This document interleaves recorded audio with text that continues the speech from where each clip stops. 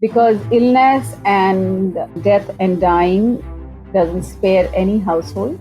I had spent many years in the corporate world and it was not satisfying me enough. And I really wanted to do something that I would feel personally good about. And that led me to, with the help of my mentor, Raghu Anant Narayan, who kind of helped me, understand this for myself. I was able to say that how can I put my education and my life experience together and be able to then offer something that can be impactful, meaningful, purposeful, that can really help people at large. This is episode number 5 of Keep Me Inspired podcast show with Bhavana Issar. Hello guys, I'm Shivatmaj. I'm your host for this show, and every fortnightly I will be interviewing today's most inspiring and successful personalities who will range from CEOs, authors, celebrities, YouTubers and other achievers who have achieved unachievable paths and became most successful. And we both will learn together and deconstruct and understand what made them be wherever they are today. So stay tuned.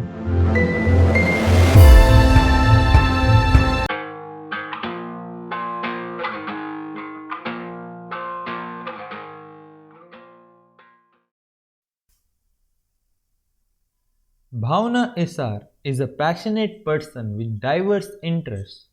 She is the founder and CEO of a business consulting firm, Sambhavana, and a social venture, Caregiver Saathi. Additionally, fellow and felicitator in process work with Sumeda's Academy for Human Contest. She is also first global ambassador of Global Moto Adventures, a platform that supports women motorcyclists to achieve their dreams. She is a visiting faculty of Indian Institute for Management, Ahmedabad. She is also a member of NTL and ISPSO. Her academic credentials include PG in Diploma, PM and IR, XLRI School of Business and Human Resources, Jamshedpur. She is Gestalt OD practitioner, iGold International Gestalt Organization and Leadership Development. Her story was featured in a book authored by best-selling author Rashmi Bansal titled Touch the Sky, the inspiring stories of women across India who are changing their destiny.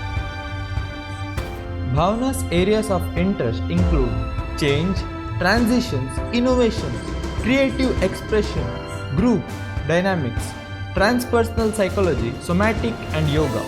She is currently based in Mumbai with her husband, daughter, and enjoys traveling. Her hobby includes poetry, painting, crocheting, cooking, gardening, and motorcycle riding. Being a motorcycle rider, Bhavana, her hobby has helped her to discover herself by pushing the boundaries of mind, body, and soul, creating new possibilities, something she passionately lives by. So, to know more about her, grab your earphones or headphones and stay tuned. Hello everyone, today we have with us Bhavana Issar. You might have heard her introduction in the starting of this podcast, but to summarize in short, she is the founder and CEO of a business consulting firm, Sambhavana, and a social venture, Caregiver Saathi.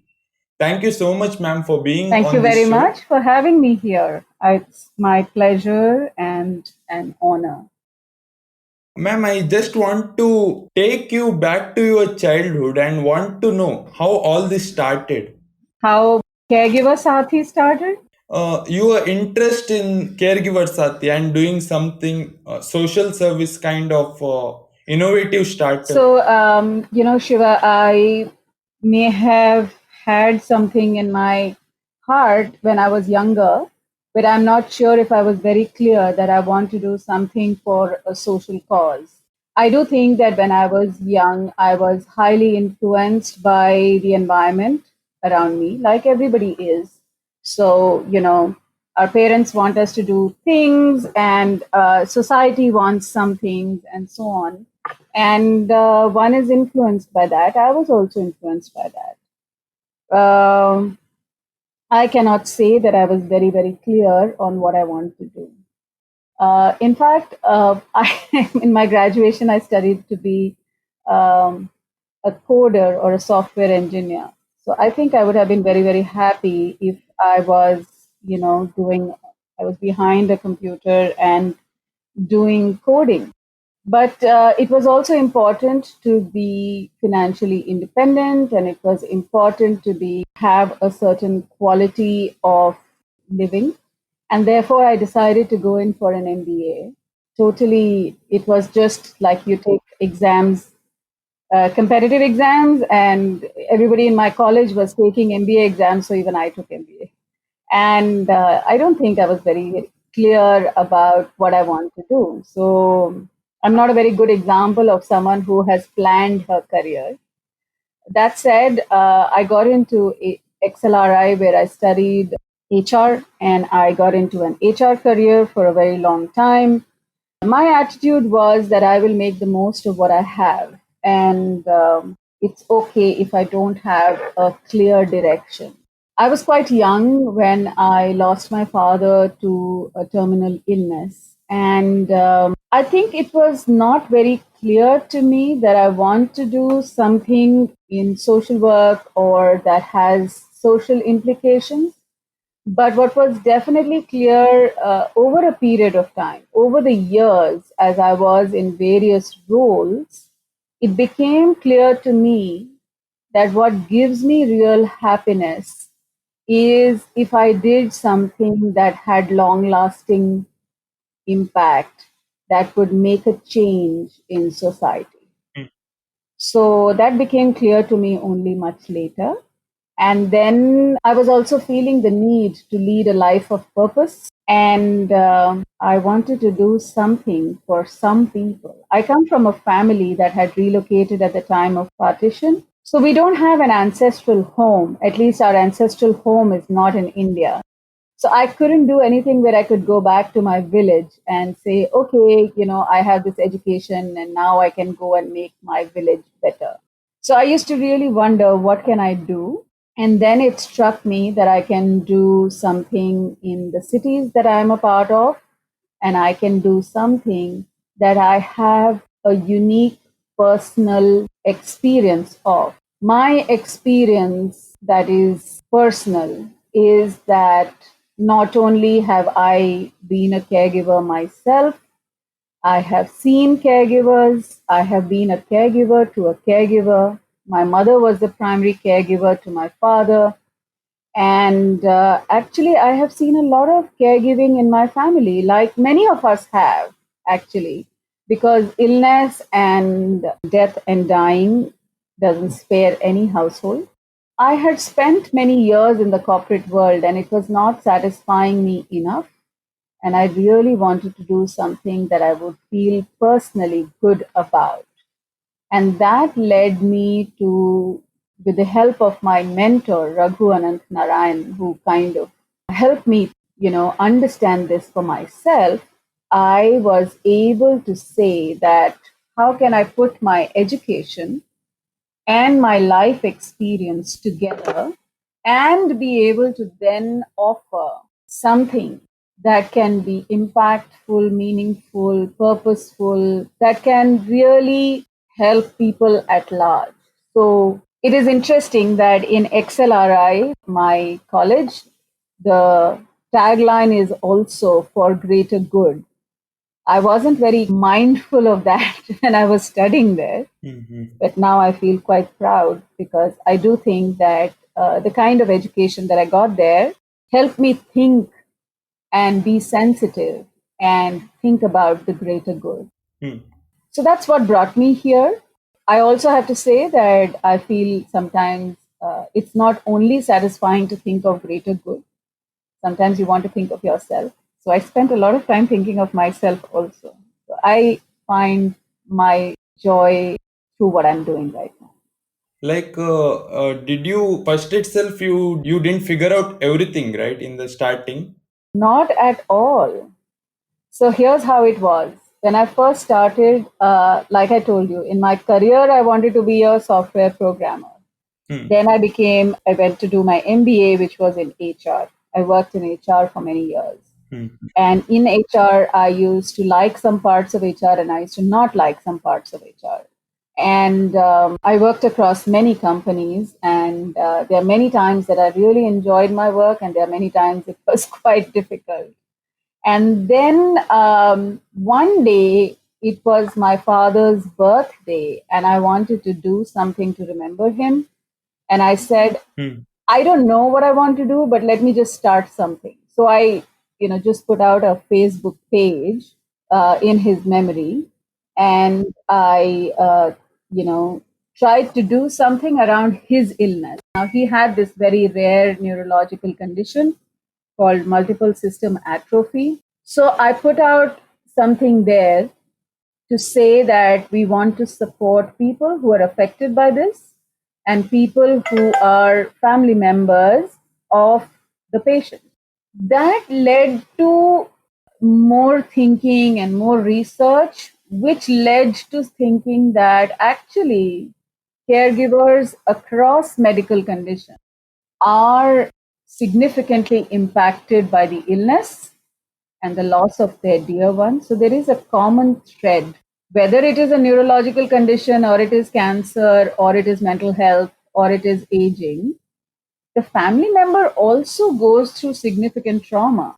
So while the family member or the caregiver is there for the patient, who's there for the caregiver?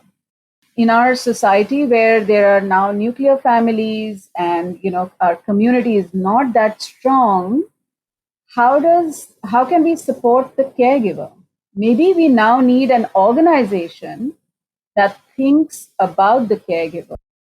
And because that's my education and that's my work experience of thinking about organizations, I decided that maybe building an organization and creating that awareness and education for caregivers could be my life purpose. And that's how Caregiver Saathi came to be. Ma'am, don't mind me asking this question. This one might sound silly. I wanted to know this personally. Caregiving is such an underrated topic. Very few people address. Can you tell me what is caregiving and tell us the importance of caregiving? Absolutely. So let me tell you one of my favorite things, which is that there is a legendary anthropologist called Dr. Margaret Mead. Hmm. And she was once asked this question as to what do you think is the first sign of civilization? And the person who asked this question was actually perhaps expecting that Margaret Mead will say, the first sign of tools, of hunting, or maybe handmade vessels. But what Margaret Mead said that the first sign of civilization in any culture is a healed femur bone, the thigh bone, and therefore it means in the animal kingdom, if somebody broke their femur bone, it would mean sure shot death Mhm. because the animal would not be able to be on their own long enough for the bone to heal. But if you found a healed femur bone, that meant that somebody else cared enough to take this other person who was injured, to bound up the wound and then help them through their recovery. That's caring. That's a sign of civilization or humanity. There are many ways in which each one of us is a caregiver. I believe that in all our roles, whether it is as children, whether it is as siblings, whether it is as friends, and certainly as parents, and as certainly as even as colleagues, the fundamental human connection is that of care. And we are who we are. There are the roles that we play, and we are caregivers. So, caregiving can be defined as, or caregivers can be defined as somebody who offers physical, mental, emotional, or financial care to another person who cannot do it by themselves.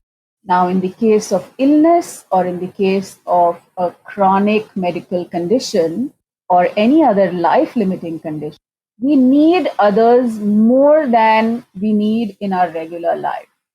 Now, you can say you and I are able bodied and we don't need somebody, but that's not true. We need somebody for our mental, emotional, and social health.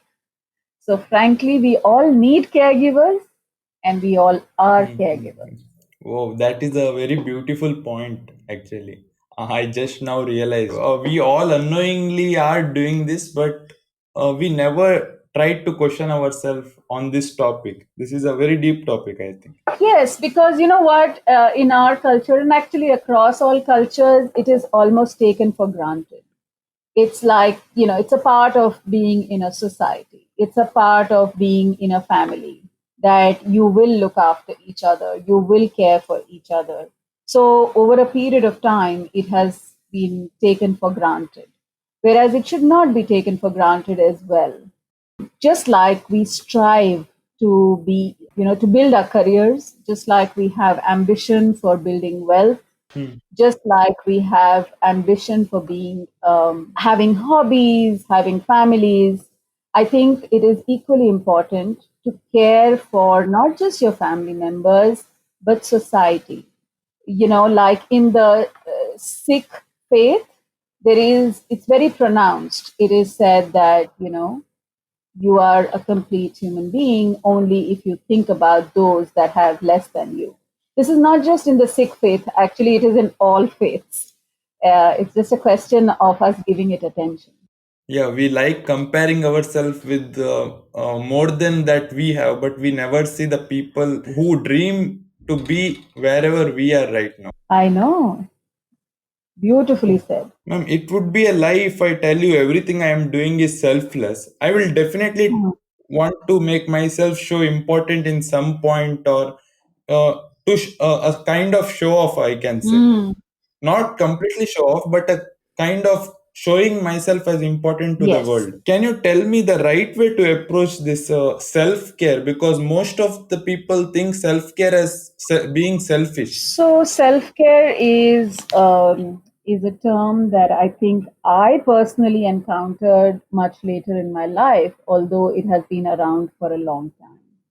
I think the concept and the idea has been around for a while, in that unless we can nurture and nourish ourselves, unless we can be all of who we are, we really cannot be meaningful and significant and helpful to others. So, in order to be a good caregiver, or in order to be somebody who can be sustainable and who can last, we have to have a healthy balance of not just caring for others, but simultaneously caring for ourselves.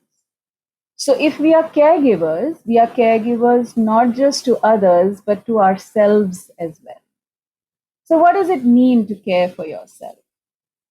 I think the first thing that it means to care for yourself is to understand yourself, to have a high degree of self awareness, and that comes only over a period of time. To express yourself. So, for example, this is what I'm feeling, this is how I think about it, this is my perspective, and that can happen at any age. Even when my daughter was 3 years old, she was able to say this, that, Mama, but I don't think like this. From my point of view, it is like this.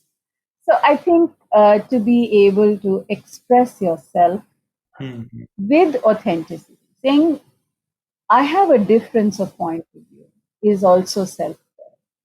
Now, this requires you to sometimes introspect, take time for yourself, think through what happened, feel through what has happened. So that is reflection or introspection. Or with the help of reflection, then decide, okay, I may have done this like this, but I would like to be either more of this or less of this. Or I would like to define my boundaries.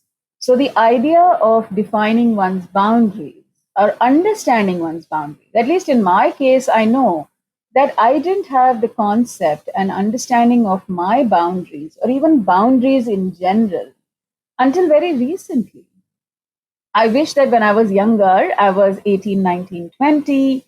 At that time, I understood what boundaries mean. What are my boundaries? Um, and who would I like to be at this point in time? How can I take help? How can I be compassionate to myself? How can I invest time in my relationships? How can I take time out for things that I enjoy? Hobbies are not just leisure, hobbies are our creative expression.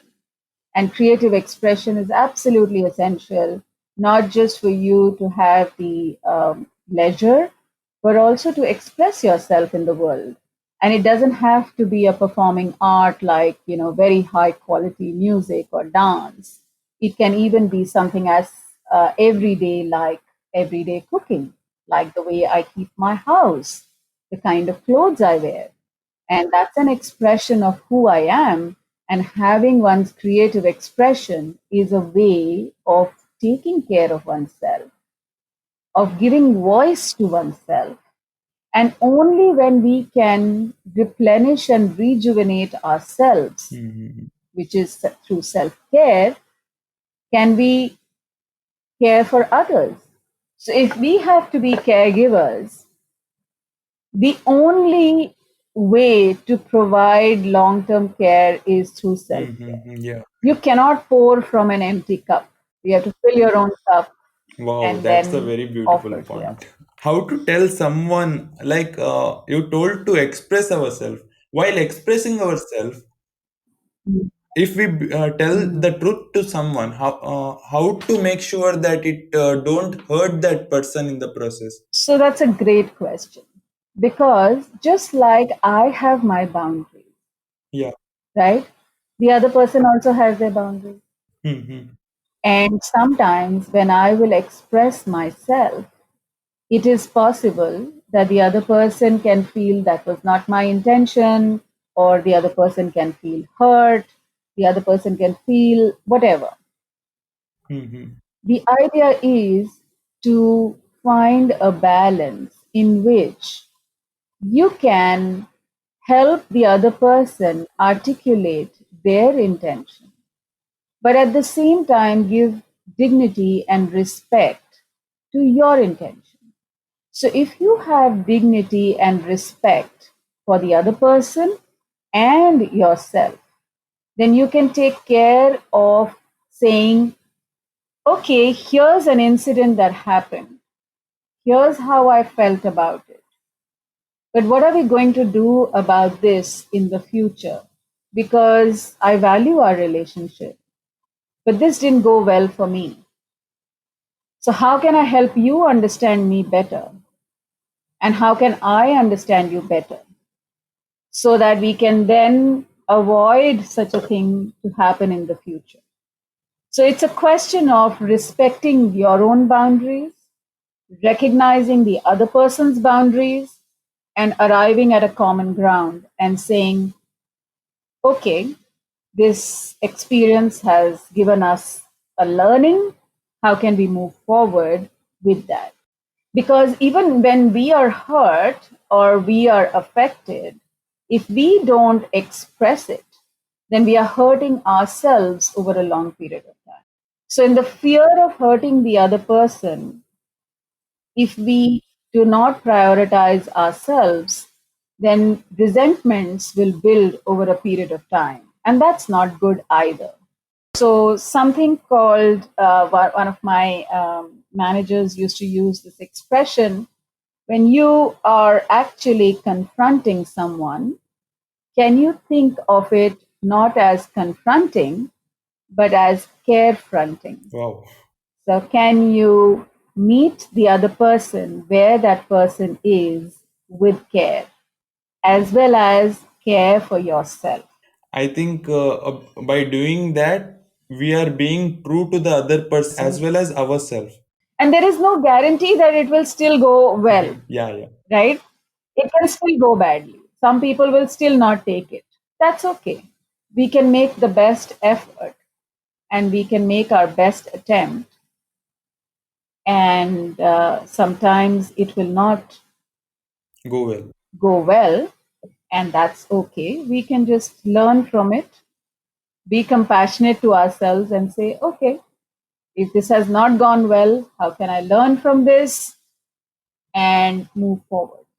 Ma'am, I wanted to ask you that you took, like, you worked in so many different areas, which right now does not belong to wherever you are right now. Hmm. But was that process worth it? Like, everyone are trying to figure out the purpose of their life.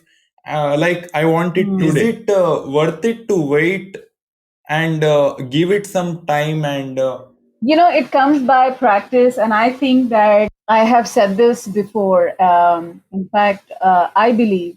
Do you know the concept of ikigai? yes, ma'am.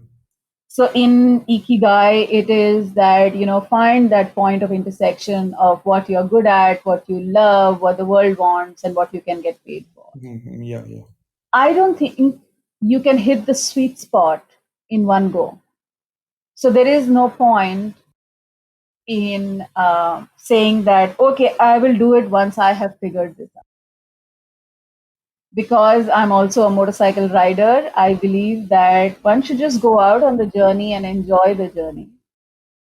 And getting to the destination is a part of the fun, but it is not all the fun. So there's no point in reaching your destination fast. That's no fun. You have to enjoy the journey. Second, the journey to the intersection of the four spaces that Ikigai speaks about, I think is a spiral journey. So if you can visualize this, you actually, figure out some sections. For a very long time, I knew the answer to three of those spaces. And I didn't know, I still don't know how I Hmm. can get paid for the work that I'm doing in Caregiver Saathi, for example. But I continue to go around this round and Hmm. round and keep asking questions, keep exploring new areas, because hopefully, when we go around it in a spiral journey, I will get to the center someday. And I have my personal philosophy is to totally enjoy and love what I'm doing in that moment. It may not have any connection with what I'm going to, what my singular purpose is. I'm not a person who has only one purpose. I equally enjoy my motorcycle riding. I equally enjoy my organization consulting. I equally enjoy building this organization, which is a social venture. I thoroughly enjoy being, I have a lot of difficulty also, but as a parent and my other roles in my life, but I try my best to enjoy all aspects of life, hopefully have a holistic life. I totally enjoy, for example, I have hobbies like crocheting, and I enjoy them.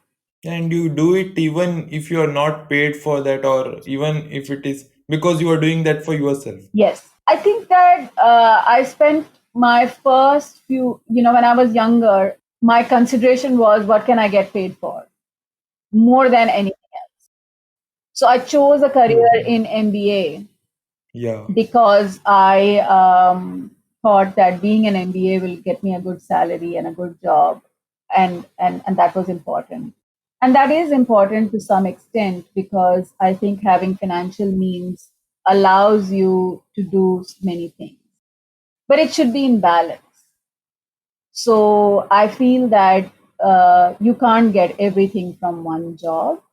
So you look at a job for something, you look at your hobbies for something else, you look at your volunteering efforts and the work that you do in society for something else, and then everything just comes together, and you feel more wholesome at the end of it.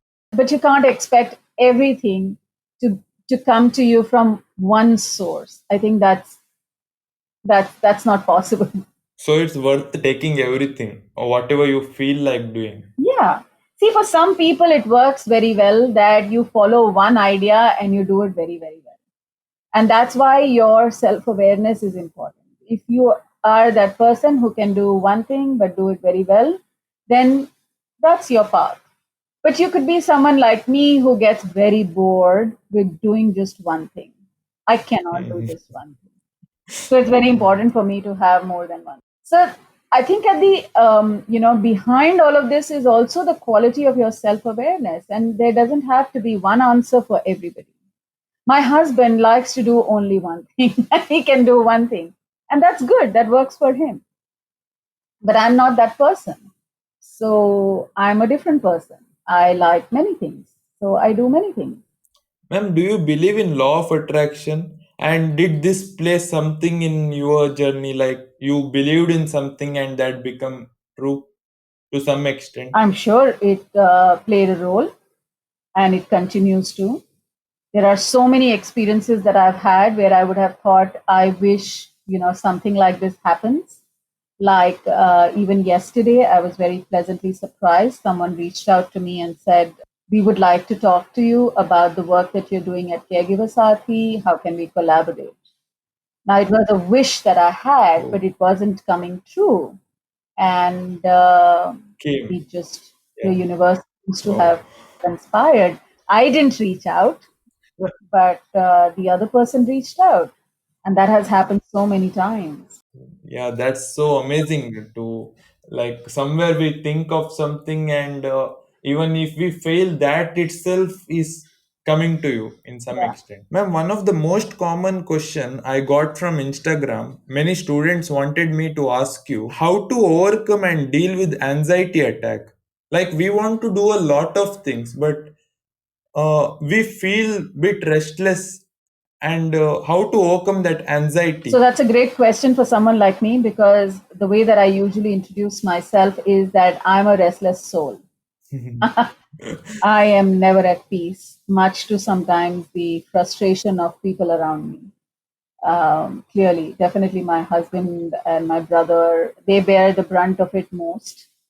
And I'm quite restless. It causes me a lot of anxiety. It happened yesterday evening. What my mentor, Raghu, has taught me and has become a practice over a period of time is what I'm going to share with you. Hmm. There is a concept called the Drishta in Yoga Sutras. And the idea, Drishta. yeah, Okay. it's like being an observer to oneself. So you imagine that when you are having that experience, that you're sitting in complete stillness. A lot of thoughts and a lot of emotions come and go. But can you watch it? Can you observe it? What is happening to you? What is it that you're feeling? And what all is triggering without judging it? Many times, when, like, I had this extreme panic attack that I'm not doing well, I am being slow, etc., because something got triggered yesterday. And I then, as I was watching my feelings, I realized I was feeling angry with myself, I was feeling disappointed, I was feeling all of those things. And I was also feeling huge competitiveness, jealousy. I just sat with all my feelings. I made a note, I observed these feelings, and just watched what was going on for me. So, there are two parts to us. One of us is the actor, the one who is acting out in the world. But there is also the meditator within us, which is the observer. And if we can take the place of the meditator and observe ourselves, then we can watch everything that is going on with a sense of compassion for ourselves and allow Which is the real one, ma'am, out of those two, the meditator and the actor? both are us. And I think the ultimate goal is to be the actor and the meditator simultaneously. Hmm. So we are doing something and simultaneously we are observing ourselves. Oh, this is what I'm doing. This is what's going on. So, for example, in this moment, I'm feeling anxious, I'm feeling angry, I'm feeling sad. And what am I going to do about it? Can I be nice and kind to myself? Can I express myself? Can I observe? So, it takes practice, but one can get there, which is to be the actor and the meditator simultaneously. And I feel that that has helped me deal with my anxieties far more than I used to be able to Ma'am, in earlier. one of your podcast, you told about a sense of urgency that you are feeling. Like, even sometimes I feel the same, that even I am in my 20, I feel like I'm running out of time to do so many things. Mm. What is that your sense of urgency that is making you do everything you are doing? Great question. I'm very impressed you have listened to my podcast. So thank you for that. Yes, ma'am. So, this is, like I said, a part of self care is our ability to reflect and our ability to think about what an incident has been. Yes, ma'am. My recent observation about myself is that maybe I have either inherited that restlessness or I'm that person or my circumstances have made me that person. One of the reasons that I can attribute to this is that, I was about 25, 26, 25 when my dad passed away. And there are many people who lose their parents at that age and maybe even younger. But, and we make our own meanings about life depending on the experiences that we have. I think there was a part of me that made this meaning that I'm not going to live very long and that I'm running out of time and that I must get a lot of things done because life is unpredictable. And, my dad had lots of dreams and he wanted to do a lot, but his illness and life took him by surprise, and a lot of dreams were unfulfilled. So I didn't want to be in the same place because life is unpredictable and life can come to an end anytime. I decided to make a list of all my childhood dreams and all the things that I wanted to do and say I'm going to go after them irrespective and do everything I can. To my surprise, I'm 46 today, and I have realized that it's not necessary that I will, we don't know when I will die or not die. Uh, but I want to be a person who has a good idea of what I want to achieve. But it is equally important that whatever I pick up, I do it well. So while I'm restless, one of the price that I had to pay for my restlessness was that I easily get distracted Hmm.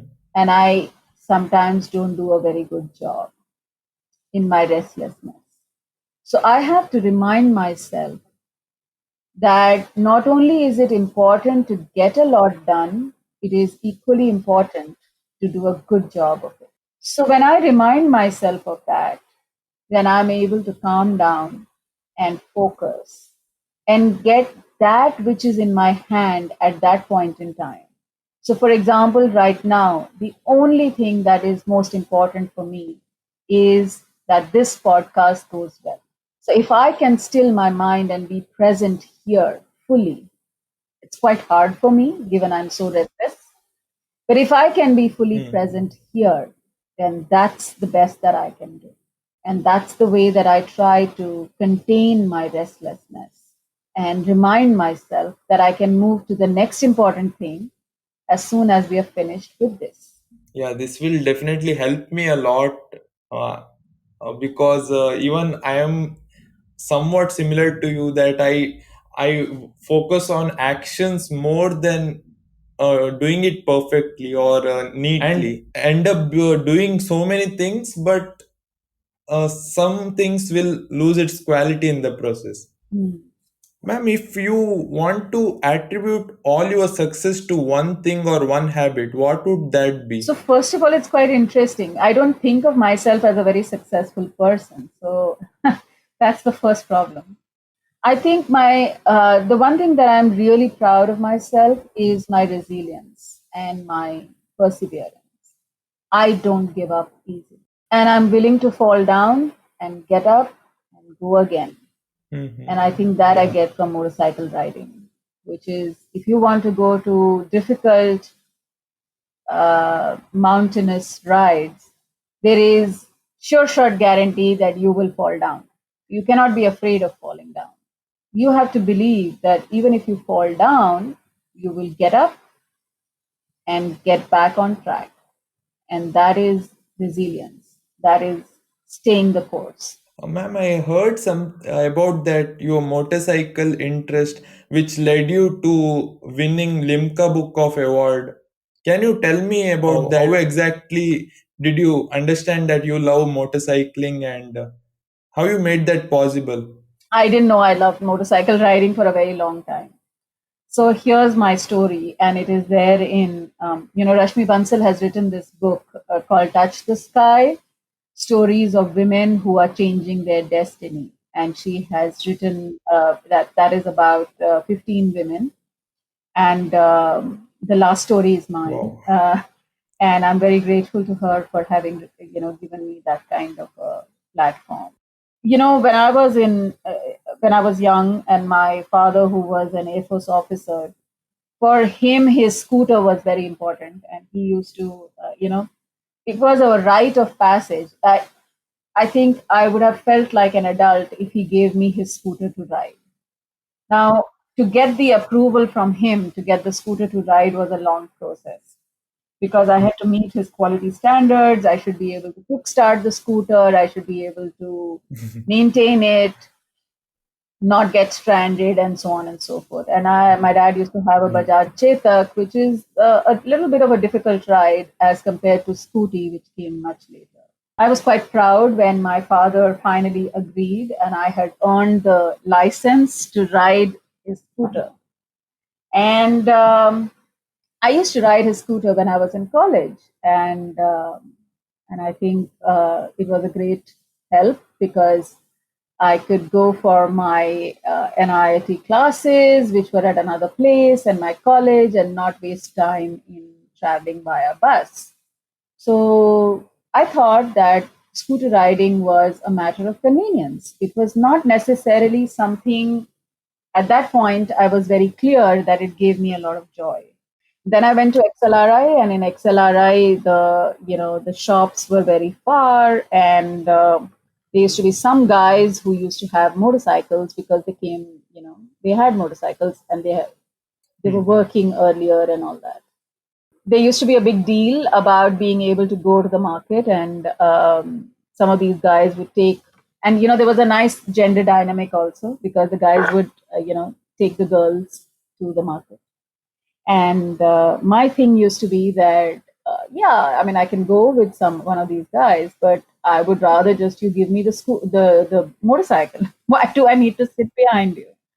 I can ride my own motorcycle. Yeah, this is the So this is amazing actually, because many people have a perspective that girls are just meant to sit at back, but you just proved everyone wrong, that even they can ride, and even they are of equally course, capable. and I mean, actually, I have my parents to thank for that because I never got this impression that just because I'm a girl, I there are things I can't do.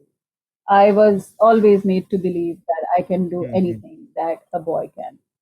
And so I requested my classmates that, would you lend me your motorcycle? And now, any motorcyclist is not very happy lending their motorcycle. Yeah, yeah, But definitely. I was lucky to have a couple of friends who said, okay, you can take our motorcycle. So I used to ride their motorcycle in XLRI Jamshedpur. And I can remember that on a few occasions when I was really stressed, riding the motorcycle actually gave me a sense of freedom, a sense of abandon, and a sense of joy that nothing else gave me. And that was that. And I didn't give it much attention. I didn't think I should buy myself a motorcycle, etc. But that was it. And then a few years later, my brother was going off for further studies, and I convinced him to give me his bike. And I had his bike, and I used to live in Hyderabad at that time. And I was one of the two women in the city of Hyderabad who used to ride a motorcycle. And that used to be fun. And, sometimes the security guard of my office would ask me, Madam, आपको भारी नहीं लगता है? And I would say, नहीं, मुझे भारी नहीं लगता है. So that was, but even then, it was never like, oh, this is something that's my passion. So, cut to many years later, I had now, got a car, so you forgot about the motorcycle. And many years later, my husband and I were traveling to Goa, and we had hired a motorcycle. And then I just said to him that, we can afford to have a motorcycle. You and I both like motorcycles, so let's get ourselves a motorcycle. So for my 39th birthday, he bought me Royal Enfield Thunderbird. And Wow. I said, okay, that'll be fun. And then I found out by this time there were many groups, and there was this group of women who ride motorcycles, and they got together. It's the Biker Knee. I joined that group and got to know some awesome women, and I realized that I'm not an oddball, and there are other women who enjoy motorcycle riding, and it's great to be a part of that group. Through that group, I got to know these six other women, and one of them decided to design this expedition to the highest motorable road, which is Mana Pass. And at that time, honestly, I didn't know what I was getting into. She said, "Do you want to go on this expedition?" I said, "Chalo." And I don't think I had the fitness or the experience, and we just went. And I think that experience was life changing for me, and I am so glad that I had that experience. It truly taught me how to push the boundaries of my body and my mind. And in fact, the whole courage to do something like Caregiver Saathi comes from the fact that, I believe that if you're a motorcyclist and you can take your motorcycle to the hills, then you can do anything. So we went, and I didn't know at that time that we would also be applying for the Limca Book of Records. And we applied, and it was the first time ever a group of women had gone to Mana Pass. And that gave us the record. Here we are. Wow. Congratulations. Thank you. Ma'am, before I ask you the last question of the day, I want to ask you how can people listening to this podcast get in touch with you?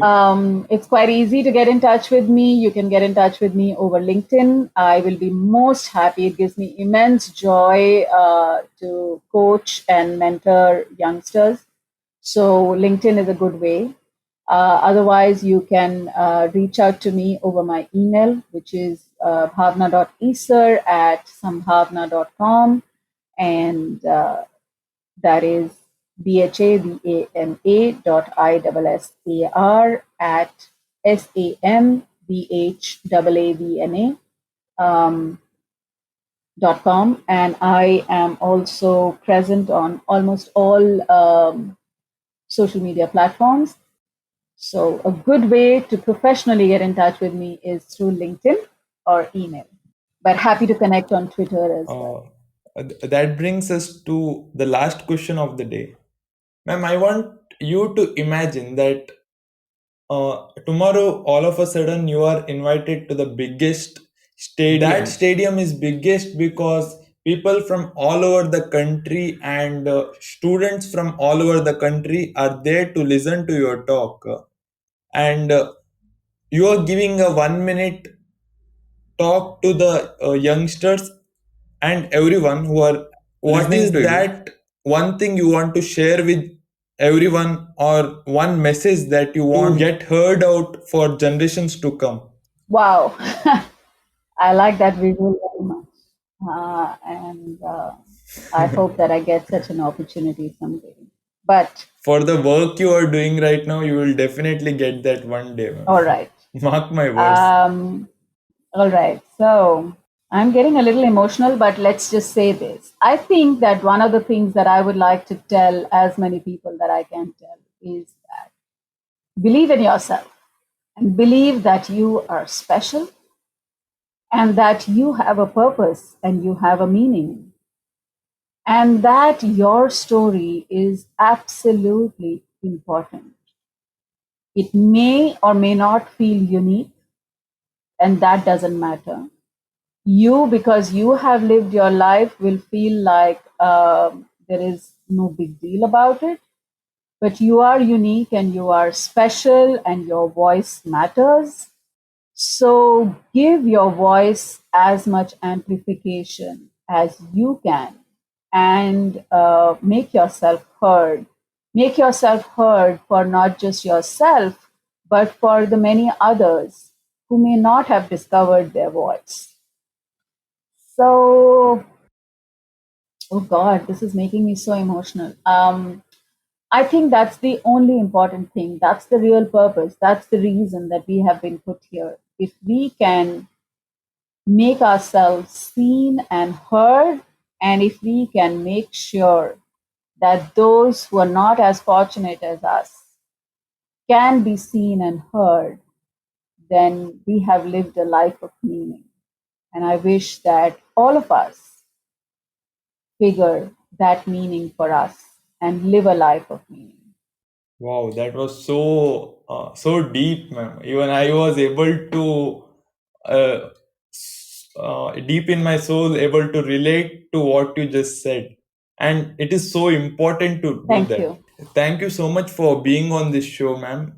It means a lot that you took your time from your busy schedule and came here to share your wisdom on our podcast. Thank you so much for giving me this opportunity. And I hear that you're doing good work and that there are lots of people in the youngsters who may need some of the support. And I'm more than happy to provide whatever I can in terms of perspective and learning my life experience. Happy to share. Thank you for giving me this platform. And happy to have the feedback. Look forward to hear from many who are your audience, and all the very best to you. Thank you so much, ma'am.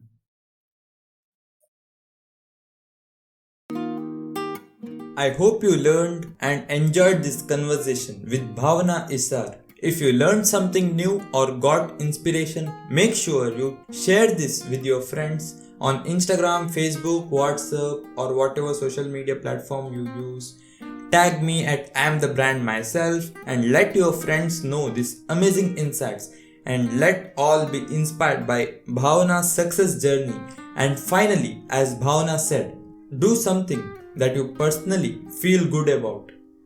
Also, if you want to work with Caregiver Saathi, do check out her page, which I will provide you in the show notes section of this podcast. Now it's time to go out there and do something inspiring.